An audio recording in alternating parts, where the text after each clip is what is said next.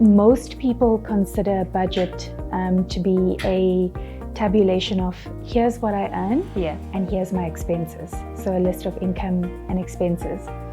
And that's part of a budget. It's a component, but that's really a cash flow statement. It's saying what comes in, what goes out. I want to use the example of the national budget for a second. So if you'll indulge me. When you think about the national budget that happens every year in February, our Minister of Finance doesn't stand up and tell us what's coming in and what's going out. Instead, the minister will take the time to say, what are the imperatives of the country? What are we focusing on?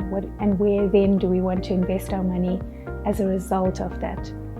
So what you take away from that is that a budget is all about understanding what is valuable to you, what you need to invest in because these things are valuable to you, either to have right now a good life or to invest for the future. And then you start allocating your cash flow accordingly. Now take a moment to think when last you've done that for yourself or your home budget. So have you thought of what is important to me and what's important to my family? So an example is if education is important. So we typically often hear parents saying, I want to make sure my kids are educated. So that's a really good example. But very often personal development and education is still important to individuals, to the adults themselves. And it's important then to allocate your budget accordingly, to know if that drives you and you want to spend in that domain, that is okay and that you allow for that to be spent in that way. Other examples are if you value time together as a family and you value outings together as a family. So how much money are you actually diverting to those pieces? And how much money are you diverting to things that don't matter as much?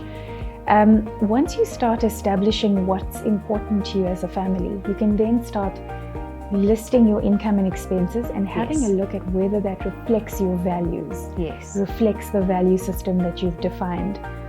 And what's important out of that is when you start doing exactly what Terence spoke to, when you start stripping down your overspend, you don't do it because it's the right thing to do. You do it because you want to do it. You do it because you want to have more money. There's now a value drive behind it, which makes sense. You want to channel that money into other areas of your life.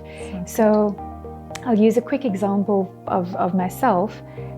It's important to me to, I'm a foodie. I love food and I love restaurants. So I love going out to restaurants and I love enjoying food. So that's high on my priority list.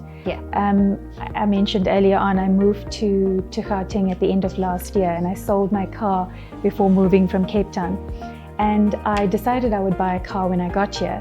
And then I got here and I just didn't feel like buying a car. And I haven't. And then we had lockdown. So I'm without a car.